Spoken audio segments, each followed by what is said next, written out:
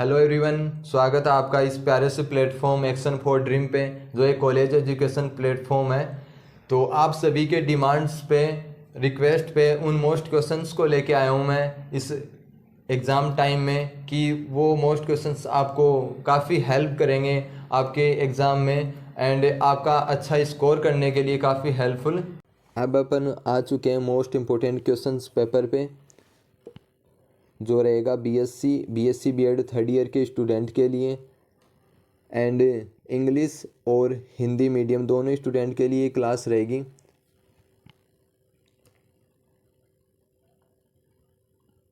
अब अपन आ चुके हैं मोस्ट इम्पोर्टेंट क्वेश्चन पेपर पे, जो रहेगा बीएससी बीएड थर्ड ईयर के स्टूडेंट के लिए एंड जो एक क्लास रहेगी वो हिंदी और इंग्लिश मीडियम दोनों स्टूडेंट के लिए रहेगी। तो आज का जो अपना डिस्कशन रहेगा वो जो मैथ्स का पेपर फर्स्ट होता है, एब्स्ट्रैक्ट एल्जेब्रा के मोस्ट इंपॉर्टेंट क्वेश्चंस डिस्कस करेंगे, जो आपके आने वाली एग्ज़ाम के लिए काफ़ी हेल्पफुल रहेंगे। एंड जो ये क्वेश्चंस पेपर सेलेक्ट किया गया है वो आपकी आने वाली एग्ज़ाम पैटर्न के अकॉर्डिंग ही तैयार किया गया है। तो क्वेश्चंस पेपर को डिस्कस करने से पहले मैं आपको कुछ एडवाइस देना चाहूँगा, जो आपके एग्ज़ाम में एंड एग्ज़ाम से पहले हेल्पफुल रहने वाली है। तो मैं आपसे सबसे पहले ये शेयर करूँगा कि इस क्वेश्चंस पेपर को आपको इस तरीके से बिल्कुल सोल्व नहीं करना है कि यदि आपको क्वेश्चंस एग्ज़ाम में यदि क्वेश्चंस की लैंग्वेज या फिर क्वेश्चंस की वैल्यू अलग पुटअप कर दी जाती है एग्जामिनर के द्वारा, तो आपके लिए क्वेश्चन सोल्व करना टफ बन जाता है। तो इसलिए आपको इसके लिए पहले से प्रिपेयर कर देता हूँ मैं आपको, कि आपको क्वेश्चंस पेपर को इस तरीके से तैयार करना है कि आपको यदि एग्ज़ाम में क्वेश्चंस की वैल्यू या फिर लैंग्वेज अलग पुटअप मिल जाए तो आपके लिए क्वेश्चंस करना इजी हो सके। अब आपका क्वेश्चन ये रहेगा यहाँ पे कि हमें कैसे पता चलेगा कि किन क्वेश्चंस की वैल्यू अलग पुटअप हो सकती है एग्ज़ाम में एंड किन क्वेश्चंस की लैंग्वेज अलग पुटअप हो सकती है एग्ज़ाम में। तो इसलिए ये वीडियो आपको कंप्लीट सुनना है। जैसे जैसे अपन क्वेश्चन डिस्कस करेंगे हमारे द्वारा आपको बताया जाएगा कि किन क्वेश्चंस की लैंग्वेज अलग पुटअप हो सकती है एंड किन क्वेश्चंस की वैल्यू अलग पुटअप हो सकती है। इसलिए काफ़ी हेल्पफुल रहेगी ये एडवाइस आपके एग्ज़ाम में, क्योंकि काफ़ी स्टूडेंट कंपटीशन के साथ बीएससी कर रहे होते हैं, तो इसके लिए उनको पेपर पैटर्न का कुछ इतना आइडिया नहीं होता है, तो उनके लिए काफ़ी हेल्पफुल रहने वाली है एडवाइस। तो अब अपन स्टार्ट करते हैं क्वेश्चंस पेपर को, कि कौन कौन से क्वेश्चन हैं जो आपके आने वाली एग्ज़ाम के लिए काफ़ी हेल्पफुल रहेंगे। तो क्वेश्चंस दोनों लैंग्वेज में ही लिखे गए हैं, तो दोनों स्टूडेंट के लिए हेल्पफुल रहने वाले हैं। एंड जो ये क्वेश्चन पेपर है वो आप अपने फ्रेंड्स से ज़रूर शेयर करें ताकि उनको भी इस एग्ज़ाम में हेल्प हो, क्योंकि मैथ्स में काफ़ी स्टूडेंट को डर रहता है मार्क्स कमाने का, इसलिए ये पेपर आपको काफ़ी अच्छे मार्क्स गेन करा सकता है। तो यूनिट फर्स्ट है, उसका जो फर्स्ट पर्सन है, सिद्ध कीजिए कि मॉड्यूलो एम की अवशेष कक्षाओं के योग के सापेक्ष एक ग्रुप बनाती हैं। तो ये क्वेश्चंस काफ़ी इम्पोर्टेंट बनता है। तो इस क्वेश्चंस पे मैं आपको बताना चाहूँगा कि इस क्वेश्चंस की लैंग्वेज बिल्कुल चेंज नहीं होगी।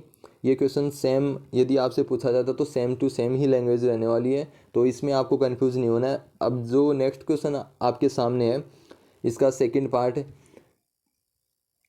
जिसमें P और Q और P इनवर्स की वैल्यू फाइंड आउट करनी है। ओके, तो इन क्वेश्चंस में कैसे वैल्यू चेंज हो सकती है, जैसे मैंने बताया आपको, यहाँ पे P की वैल्यू चेंज कर दी जाए या फिर Q की वैल्यू चेंज कर दी जाए और फिर आपसे पूछ लिया जाए। तो ऐसे क्वेश्चंस को आप इस तरीके से आपको सोल्व करना है, इस तरीके से प्रिपेयर करना है कि यदि इनकी वैल्यू चेंज होके भी आपको एग्ज़ाम में मिल जाए तो आपके लिए क्वेश्चन सोल्व करना ईजी हो जाए। ओके, नेक्स्ट इसका जो थर्ड पार्ट है, लांगराज प्रमेय का कथन लिखिए एंड सिद्ध कीजिए। तो इस क्वेश्चन पे लैंग्वेज कैसे अलग पुटअप हो सकती है, तो देखिएगा इस क्वेश्चन को आपसे ये ना पूछा जाए कि लांगराज प्रमेय सिद्ध कीजिए, आपसे इसका कथन दे के सिद्ध करवाना पूछ लिया जाए। कई बार एग्जाम में ऐसा क्वेश्चन घुमा दिया जाता है, तो इसलिए आपको लांगराज प्रमेय को अच्छे से तैयार करना है और उसका स्टेटमेंट भी याद रखना है कि लांगराज प्रमेय का स्टेटमेंट क्या होता है। ओके, नेक्स्ट क्वेश्चन पे चलते हैं। क्वेश्चन नंबर सेकंड है, उसका ए पार्ट है, सिद्ध कीजिए कि प्रत्येक अपरिमित सक्रिय ग्रुप के दो और केवल दो ही जनक होते हैं। तो ये भी काफ़ी अच्छा क्वेश्चन है, तो ये भी आप देखिएगा। इसका जो नेक्स्ट पार्ट है उस पर चलते हैं। जो एग्ज़ाम 2019 में आया हुआ क्वेश्चन है, तो काफ़ी इम्पोर्टेंट बनता है। तो इस क्वेश्चन की लैंग्वेज अलग पुटअप होने के चांस नहीं है, तो आपको यही क्वेश्चंस देखने को मिल सकता है। यदि ए तथा बी किसी ग्रुप जी स्टार के कोई दो अवयव हों तो समीकरण A star X equal to B तथा Y star A equal to B के ग्रुप जी में अद्वितीय हल होंगे। ओके, नेक्स्ट क्वेश्चन देखिएगा, क्वेश्चन नंबर 3 जिसका ए पार्ट है। उसमें भी मैंने बताया आपको इन क्वेश्चंस में क्या होता है, वैल्यू अलग पुटअप हो सकती है। तो इन क्वेश्चंस को आप इस तरीके से सोल्व करिए कि यदि वैल्यू अलग पुटअप हो तो आप इजीली कर पाएँ।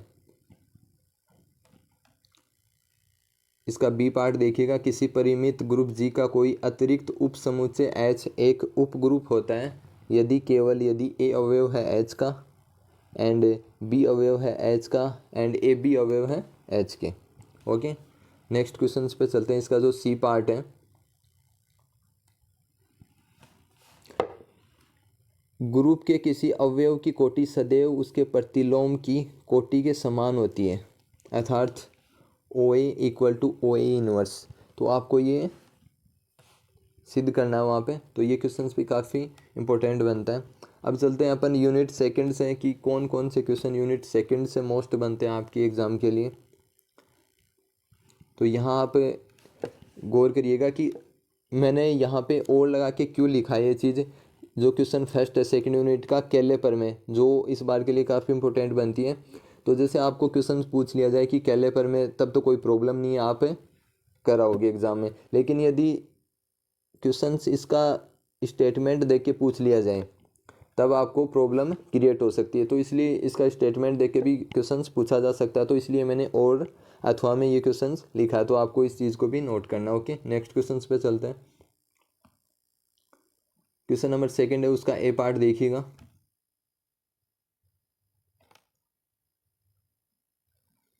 बी पार्ट एंड जो ये क्वेश्चंस मैंने अथवा में डाले हैं, ये क्वेश्चंस इसलिए डाले हैं क्योंकि ये क्वेश्चंस ना पूछा जाए तो डेफिनेटली ये क्वेश्चंस पूछा जाएगा।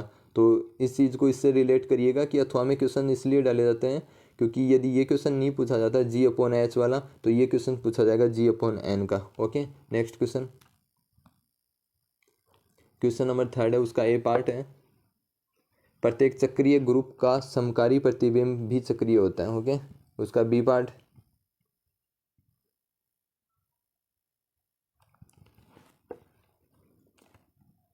आपको एग्जाम में क्वेश्चन इसी तरीके से पार्टीशन में डिवाइड मिलेंगे 3 से 4 पार्ट में। ओके, इसका डी पार्ट और देख लीजिए। अब बात कर लेते हैं अपन यूनिट 3 की। यूनिट 3 से देखिएगा फर्स्ट क्वेश्चन, इनमें गुणजावली ज्ञात करना है आपको। वलय में आपको वैल्यू दे रखी है। इसका जो बी पार्ट है, ये क्वेश्चंस भी काफ़ी इंपॉर्टेंट बनता है इस बार के लिए।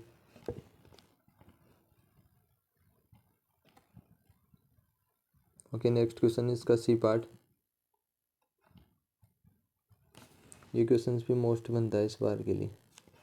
ओके, ये क्वेश्चंस भी अच्छे से तैयार करना आपको।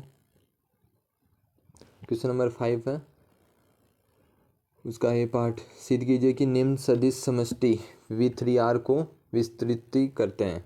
ओके, तो ये वैल्यू दिए गए हैं, इनको इनके बेस पे आपको बताना है।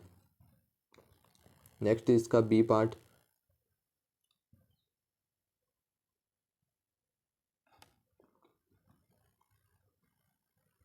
क्वेश्चन नंबर 6 है, सिद्ध कीजिए कि समुच्चय सेट दिया गया आपको, ये वैल्यू दी गई है, तो इनसे इनका V3R का आधार बताना आपको। बी पार्ट,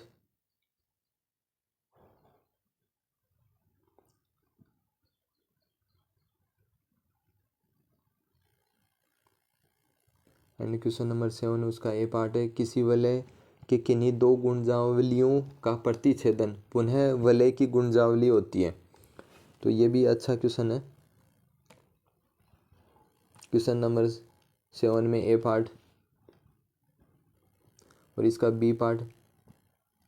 गुणजावली से क्वेश्चंस डेफिनेट है, हर बार पूछा जाता है, तो ये आप इन क्वेश्चंस को अच्छे से प्रिपेयर करिएगा। क्वेश्चन नंबर 7 है, उसके 3 पार्ट हैं, ए और बी और सी। ओके, तो जो ये सी पार्ट है ये क्वेश्चंस और मैंने ऐड कर दिया क्योंकि ये क्वेश्चंस भी काफ़ी इंपॉर्टेंट बनता है इस एग्ज़ाम के लिए, तो ये भी आपको तैयार करना है। ओके, तो इतने ही क्वेश्चंस 20 से 25 के समथिंग क्वेश्चंस डाले गए हैं इस क्वेश्चंस पेपर में। तो इतने क्वेश्चंस यदि आप अच्छे से प्रिपेयर करके जाते हो तो काफ़ी अच्छा स्कोर कर पाओगे आप मैथ्स के पेपर फर्स्ट में। एंड जो सेकंड पेपर है वो भी जल्द ही आपको यूट्यूब पे अपलोड कर दिया जाएगा मोस्ट क्वेश्चंस पेपर का। Okay, thank you.